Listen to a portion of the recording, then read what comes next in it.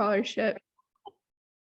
I'm double majoring in economics and international relations, and I'm currently continuing to study Indonesian. And in the past, I've learned Turkish. I'm currently taking Arabic, and as a child, I learned Chinese. And then I also speak Spanish just with family.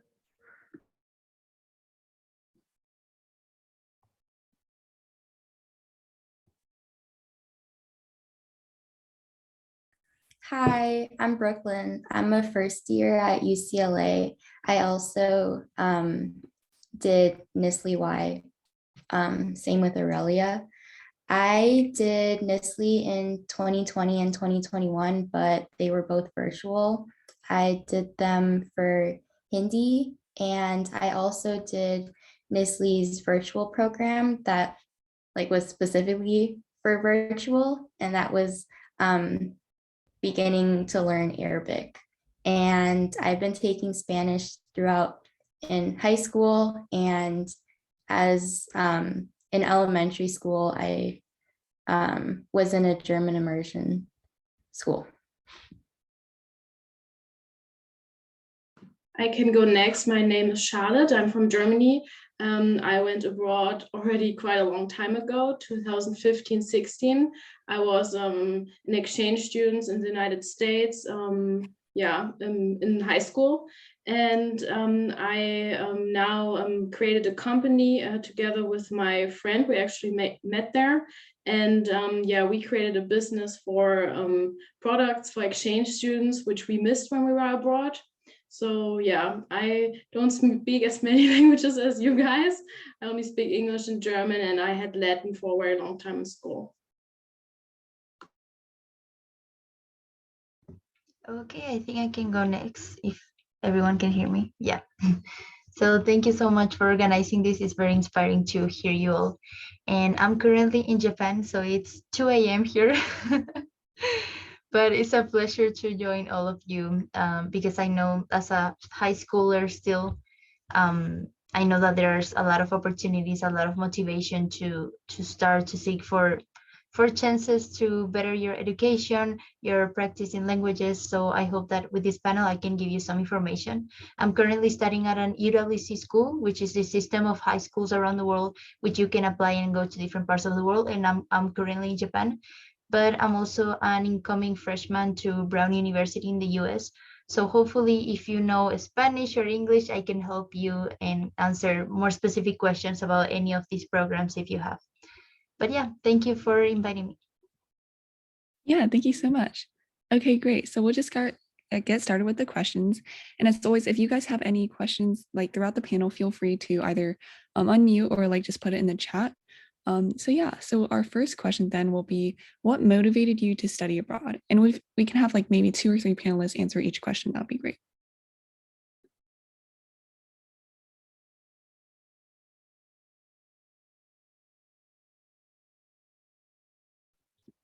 So I first studied abroad because I really wanted to learn about a new country and a new culture. I knew a little bit about Indonesia since my grandpa immigrated from there, but I didn't know a lot about it. And I just wanted the chance to learn about a country that so few people realize is a pretty important country. It's the largest Muslim majority country in the world. It's the largest archipelago. And I felt like I only heard snippets. And if you look at the media, all you hear about is Bali. So I really wanted to learn about what Indonesia is beyond Bali. And then I also just think that Indonesian itself is a really fascinating language. It has very few tenses, so it's really easy to learn. It's pretty much just active and passive. And it's really a mixture of a lot of different languages. So I'm taking Arabic right now, and I found a lot of similar words between the two.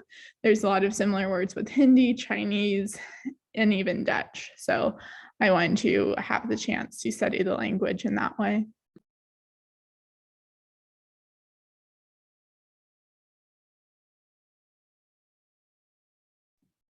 Okay, great. Well, what motivated me to apply for study abroad is I'm half Indian. I come from an solely English speaking family. But I wanted to learn about my roots on my Indian side. because we don't speak any Indian languages here at home. And learning that language has really helped connect with my culture better. When I applied for the Nestle Y scholarship, I didn't know any Hindi, and I didn't get it the first time around, but then I participated in some alumni led event called the Facebook Language Challenge. And I was going into that like with no base at all. And it was just a challenge that got me to really learn as much as I could in 1 month. And doing that, I think, really got me interested in the language enough to want to study abroad.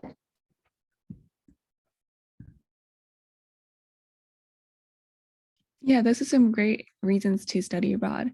So going on to the next question then, how did you find your first week in a new country? And Charlotte, maybe could you answer this one?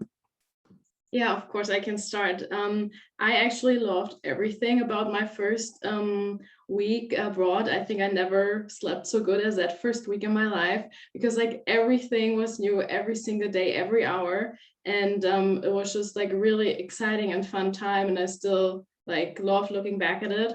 The only day I was really nervous about was my first day in school, of course, but I was really happy because I had a host sister. I stayed with an American family and she was my age. So she took me the first day and showed me everything. So that took off a lot of the pressure. So yeah, I really enjoyed my first week abroad.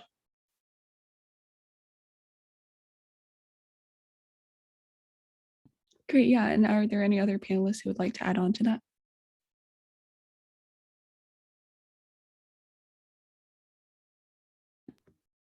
Yeah, maybe I can add a little bit. It was, of course, a bit chaotic my first week here in Japan because of COVID. I was in online classes for 2 months, and it was this urge of seeing how are my friends doing, the people that I've been connecting with for the past 2 months. How is it like to be living here in this residence where like people from all over the world live with you, and like all these cultural differences, but also what Japan has to offer. I remember the first time I arrived, and it was like, wow, this is a completely different world than where I come from. I'm from Paraguay in South America, so it's like completely different. And I also came with the motivation of having quality education and learning more about what other countries have to offer, how other cultures work, how's the mindset of people. So it's like everything is very, my eyes were just gleaming by everything that I was seeing. And yeah, and I think that you learn a lot from that motivation, and that first week is kind of what makes you start with the right foot for the rest of your experience. It makes you motivated and think of like, oof, I finally did it. Like all the effort, the work that I did before coming here, or all the waiting was worth it. So that kind of keeps you going, the memory of that you worked so hard to be here and now you're finally here. So now just make the most of it, of the experience. So yeah, and I'll say the same for anyone who's trying to look at that path and is on the process of like now working hard to get there and have that beautiful time of just being grateful of being there. Mm-hmm. Yeah, definitely. And our next question is, did you find it hard to move abroad? And Aurelia, do you mind answering this question? Sure. So I think, especially when I was in Indonesia for the whole year, it was definitely an adjustment. There was, not only was it like there's the time zone, and I come from a place where we don't really have humidity in Washington State, but it was also in where I was living in Malang. One of the primary languages is Javanese, which if finding resources for learning Indonesian is hard, finding resources for learning Javanese is a lot harder. So there was a lot of cultural shock. There was a lot of adjusting to living with my new host family. I'm still in touch with them to this day, but I remember there were little things that were slightly confusing. It would be like, I had to take a motorcycle to school every day, and at first I didn't know how to get on the motorcycle. And I remembered my very first week of school, I wore the wrong uniform to school the first day, and I was the only person in the whole school wearing the wrong uniform. So it was definitely an adjustment, but I also think that it was really exciting, and it was really, over time, a lot of things got easier.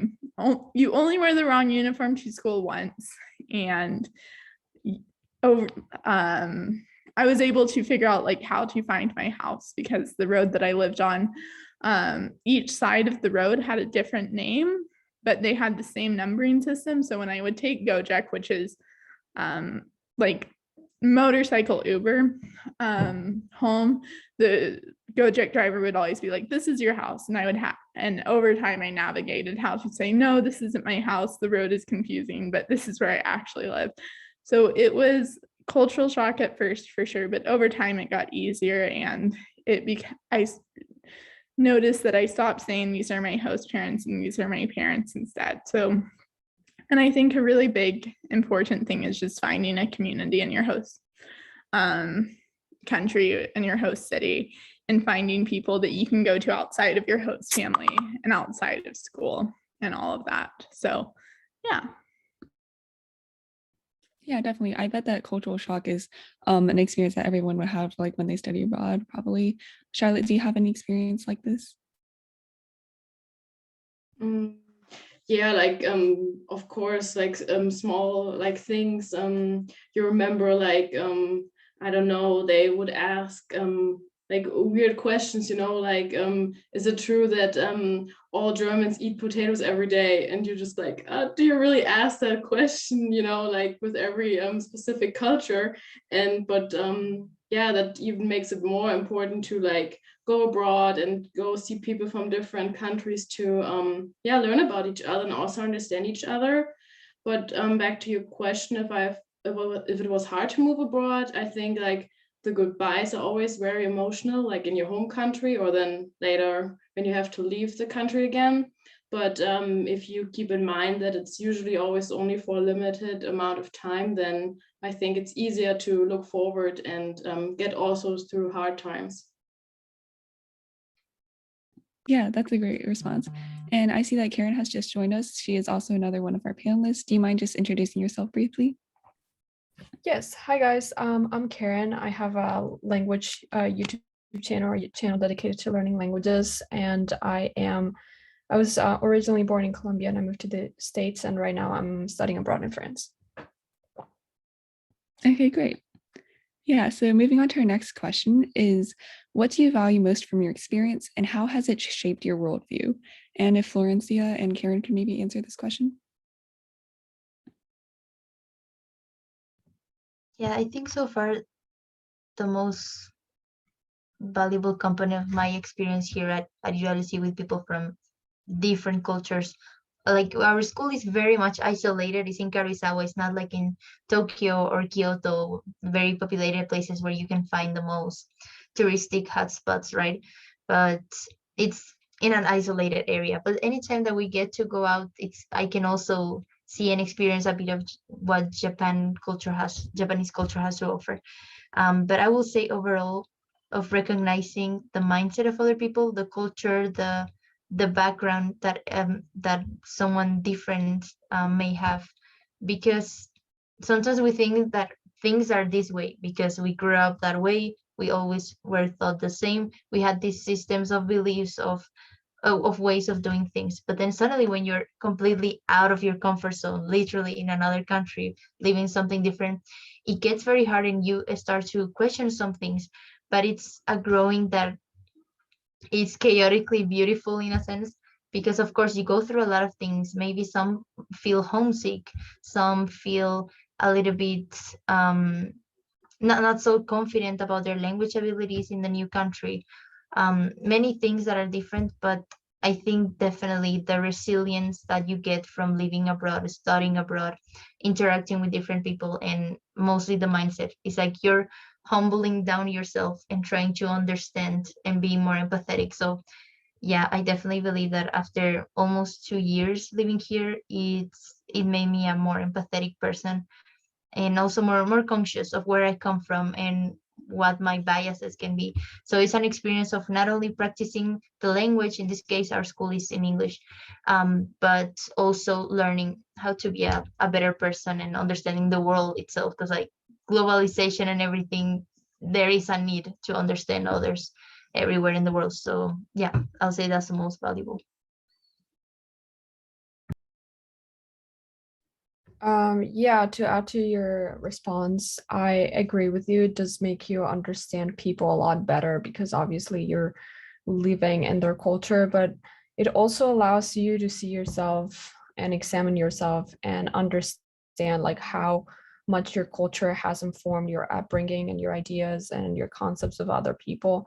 So I think that when I moved to the States and studying here in France, I've started to kind of think of the ways that my culture has influenced me and how those things haven't even been my decision. I feel like sometimes when you live in your country, you feel like you make your own decisions and you have your own individual thoughts, but you don't realize how much that is a product of your own culture and where like the people you're surrounded by. Um, so I think it is a little bit trippy in the sense that you start questioning like what part of me is actually like an individual. But yeah, I think that self-examination is a very good thing. And I think it allows you to go back to your country and say, okay, like maybe this decision might not be a part of like what I actually want. So discover what you actually want to do. Yeah, great. It seems like you all have learned so much from studying abroad. So, with the context of COVID-19, though, a lot of these study abroad programs had to be moved virtually. And this is where Brooklyn has kind of a unique perspective for studying abroad virtually. So, the question for Brooklyn then is, what was this virtual study abroad experience like? And could you maybe talk about the programs that you participated in and like what you learned from it? Yeah, so even though I studied abroad virtually, I feel like I still got the same similar takeaways to the other panelists. Like, I really like what Karen said about how learning another culture and another language like really opens your eyes and makes you realize like how much your native language and your native culture and where you live impacts you. And I also like what Florencia said about resilience. I think that I really had that too, where doing study abroad on Zoom twice.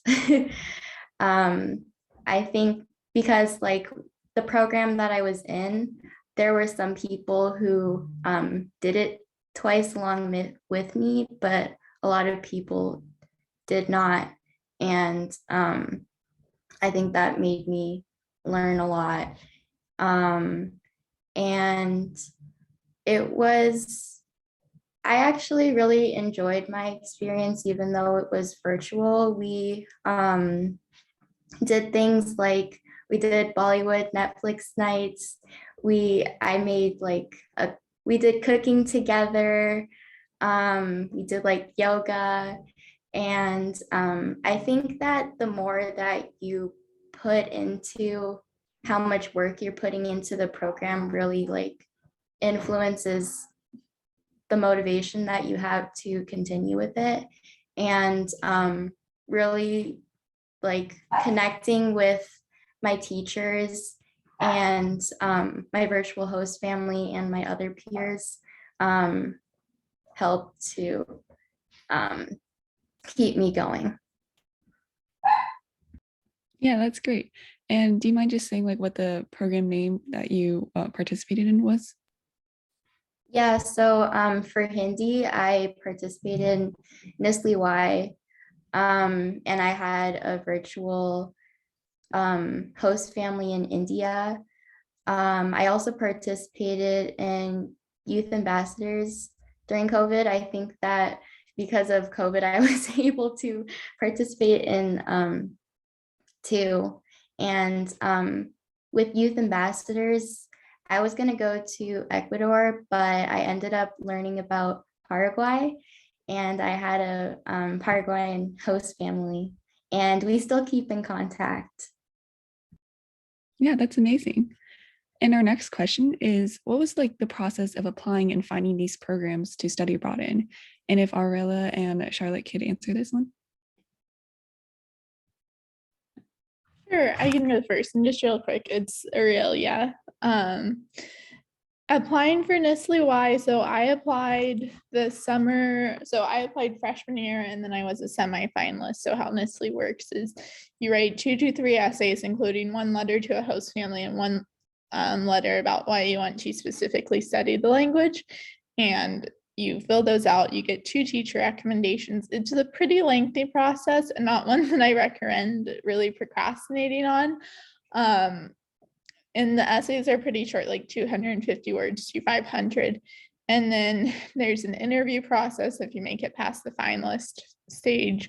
So semi-finalists are notified in December, January, depending on everything. And then finalists are notified on a rolling basis, March, April-ish. And then for Yes Abroad, it was a similar process. So the difference between the 2 programs is Nestle Y focuses specifically on learning one language, whereas and studying the language with your American cohort, whereas Yes Abroad, you live with the host family the whole time, but you also go to a local high school, and it's full scholarships for American students to study abroad in countries with significant Muslim populations. It was founded after 9/11. So just a little background on that one, but there's an interview process. If you applied for Nestle Y and Yes Abroad, the interview is the same. There's just a few questions that are slightly different. And then you're notified both about your acceptance and also about your placement in March. And then some programs leave in June or July, and other programs leave closer to August. It really depends. So that's what the application process was like. It was long, and it was definitely hard to wait. But I think that in a way, the application process and the challenges of it help prepare you for the ups and downs of studying abroad. Yeah, so for going like abroad, like during high school, like you usually apply like 6 months to like a year before. It also depends if you only go 1 semester or a year. I also applied for a scholarship for music. So I played the clarinet in an orchestra. So this way you even had to apply a little earlier. And then, yeah, you also have to write a motivation letter why you want to do it, like also fill out all kind of information about yourself. I think even my parents had to fill out something because I was still under 18. So they have to agree with that too, and sign papers, of course. And yeah, since it was like a scholarship, I also had to prepare some music pieces. And yeah, I had to play that. And then yeah, later you get an invitation and you just have an interview and also a language test in the language of the country you want to go abroad at. And yeah, I think that was pretty much it. Yeah, so that was not too difficult. And it's actually nice that a lot of organizations also offer like a few days, like a kind of a camp where they prepare you a little bit. And that was also really, really helpful. Okay, yeah, that's great. And our next question is, what do you recommend to others who are interested in or will study abroad one day? And Florencia and Karen, can you answer this question?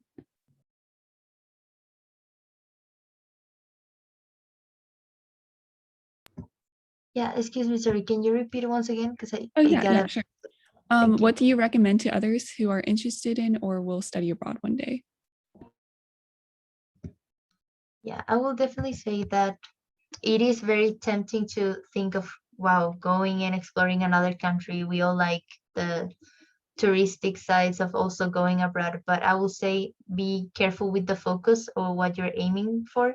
So for example, if your goal is to learn more about different education systems, then look more about that. If your goal is to train more and practice you are like a specific language, then look for specific programs in that country maybe.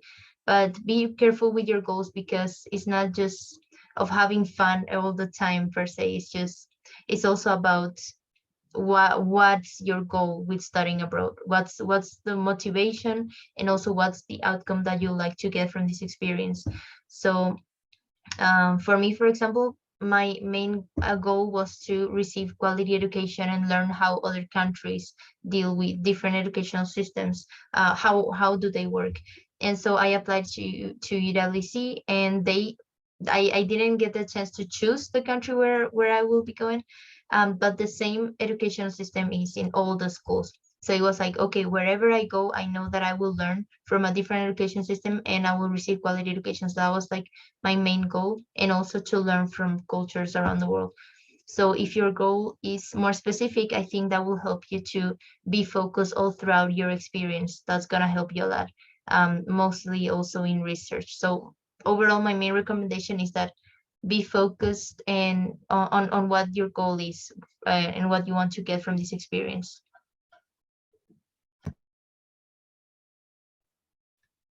Yeah, I think that what I've struggled the most with hasn't really been the academic side of it.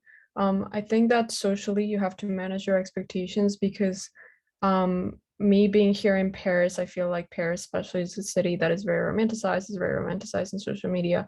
But when you get here, it's like you get to see the good, the bad, and the ugly. So it's not only like the highlight reels.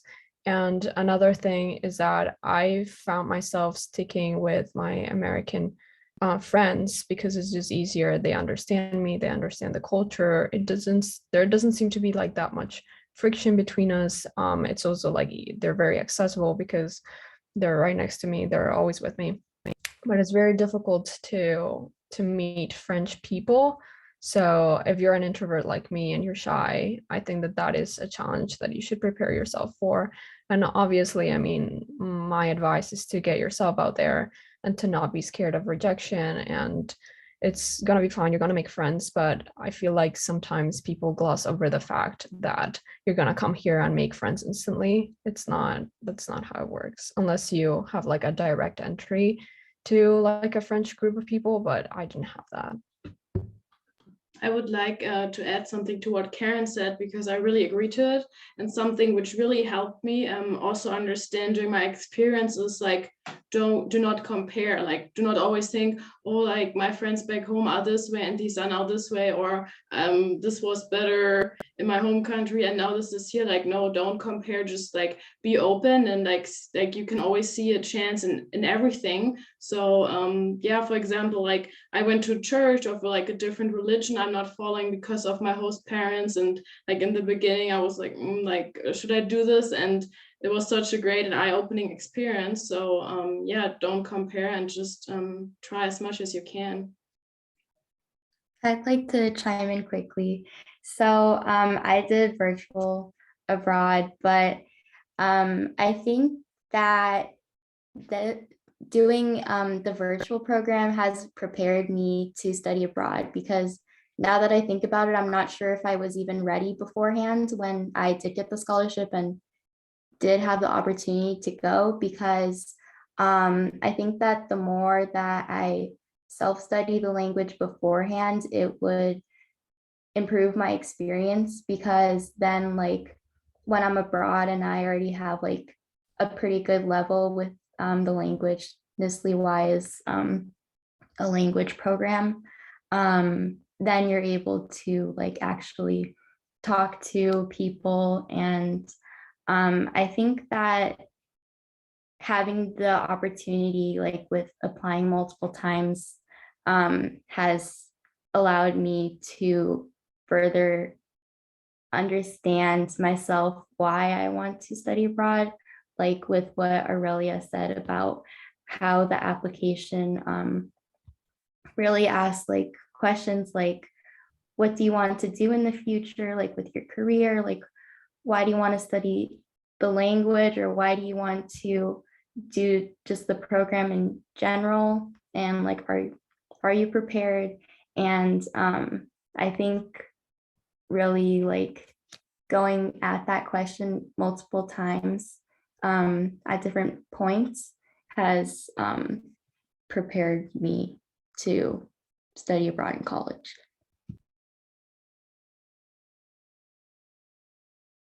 Awesome. Yeah. And our final question for all the panelists to answer is, what are some of your plans for the future?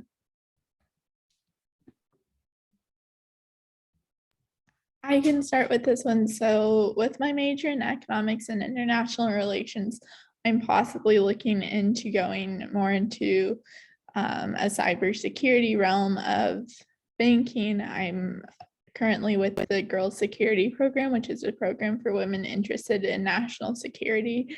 And I've been working with a mentor to look at different opportunities within cybersecurity.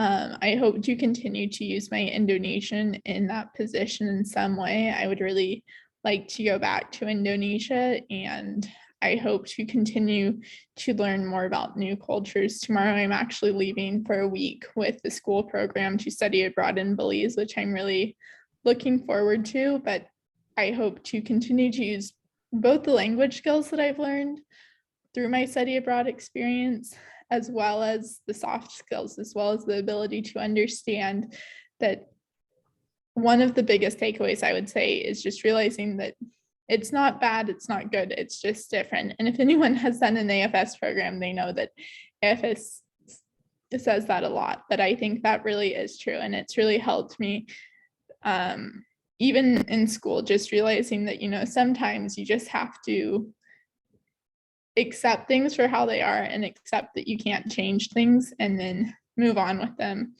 And there's a lot of lessons that I've learned like that from study abroad that I believe will help me in whatever field I choose to go into.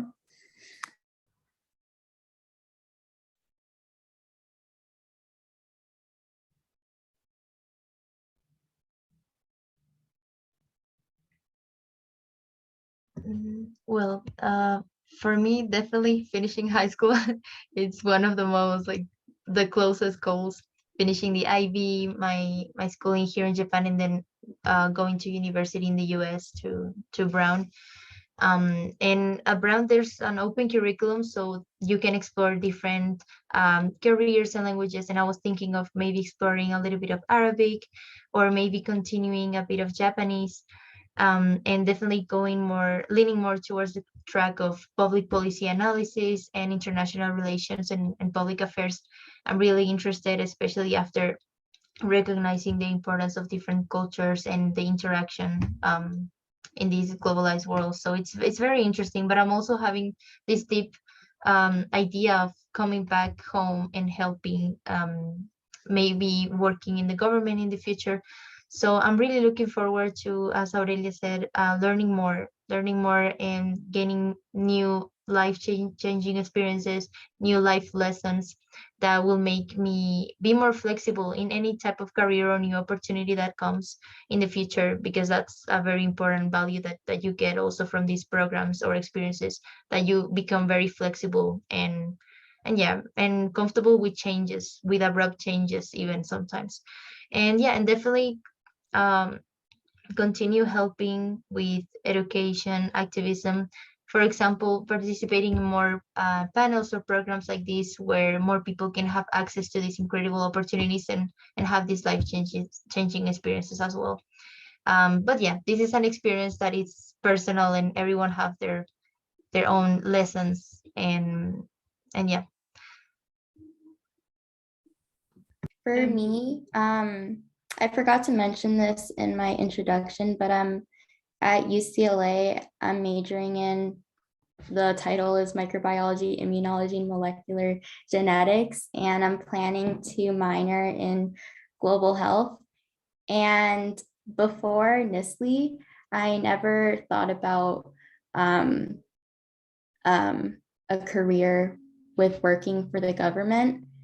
I've always been a STEM person, so with COVID, that made me really open my eyes to the world of public health. So for my career, I am planning on combining the two.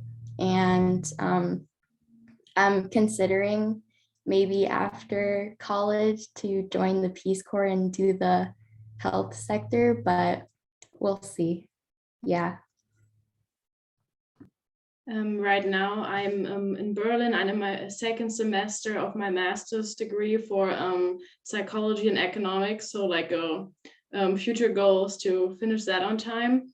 And as I said in the beginning, in the beginning of this year, like I started the startup together with my friends with like informal stuff for exchange students, mainly also for high school exchange students, and with products for exchange students. So I really hope that we can develop our business and help a lot of students with things we didn't have when we were abroad 2015. So yeah, that's my goal for the next years.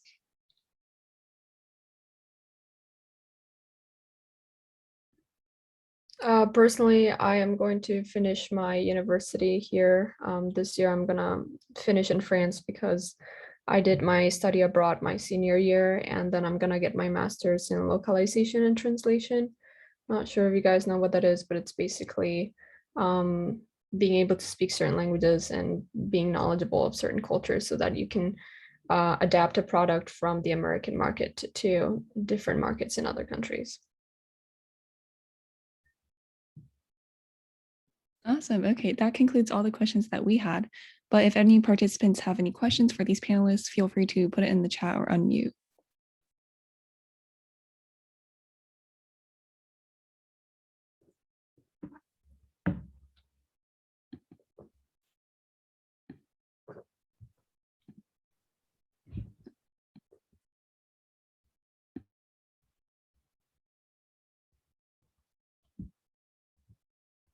Okay, so if there are no questions, thank you guys so much for participating in this panel, and thank you to all of our panelists